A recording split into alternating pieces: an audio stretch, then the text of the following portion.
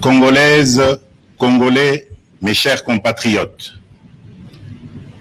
en ce jour du 23 octobre 2020, je m'adresse à vous, souverains primaires, dans un contexte exceptionnel en rapport avec la situation politique que connaît notre pays. Ce contexte de fragilité de notre pays, de même que les résultats électoraux de janvier 2019, nous ont forcés à élargir nos rassemblements pour nous unir au-delà de nos familles politiques traditionnelles. Cet effort de recomposition a touché aussi bien le pouvoir sortant que l'ancienne opposition, ce qui a conduit à une situation inédite où des adversaires farouches d'hier sont devenus des alliés. Nous avions choisi de gérer le pays au sein d'une coalition qui semblait constituer la solution idoine pour sortir le pays de ces différentes crises récurrentes et préserver ainsi les acquis de l'alternance. Malheureusement, près de 2 ans après, les divergences qui persistent entre les partis signataires de cet accord plombent les ailes de l'espoir de notre envol vers le développement. Ces divergences portent notamment sur les questions relatives à la paix et à la sécurité nationale, à la Commission électorale nationale indépendante, à l'organisation des élections, à la gestion du portefeuille de l'État, à la territoriale, à la diplomatie, à l'indépendance de la justice et à l'instauration de l'État de droit qui sont un enjeu majeur pour notre nation. L'importance de ces questions me convainc qu'elles ne doivent être laissées à la merci d'un seul groupe politique. Elles nécessitent un large consensus national. Mes chers compatriotes, la tâche que vous m'avez confiée est immense. Elle comporte dans l'urgence les objectifs ci-après.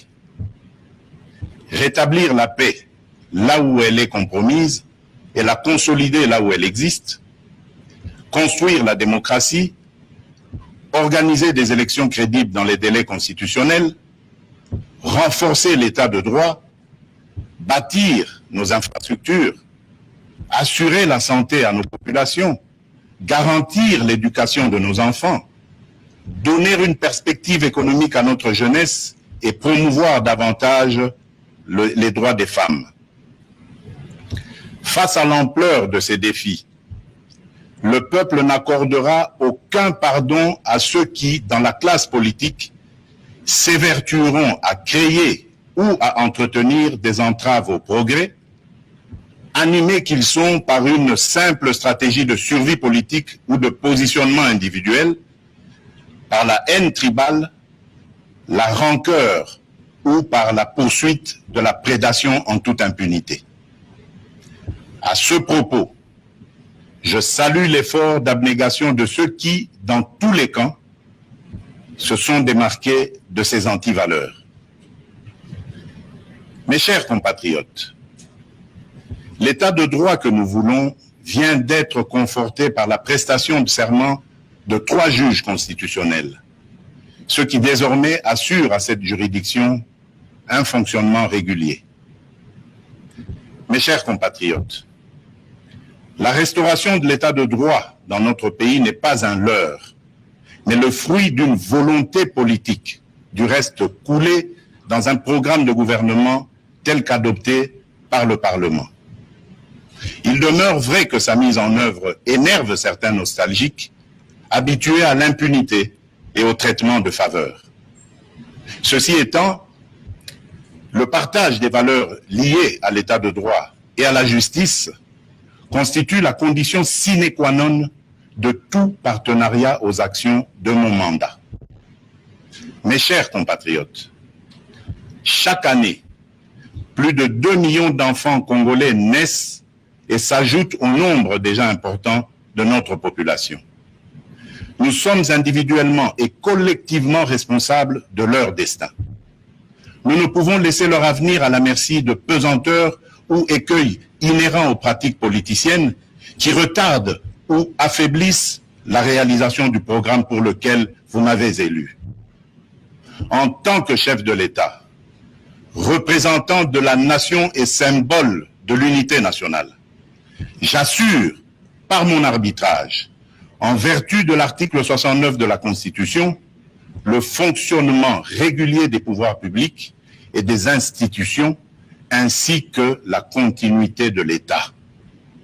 Je réitère l'engagement de mon serment de ne jamais faillir à cette mission sacrée et de ne jamais trahir le Congo.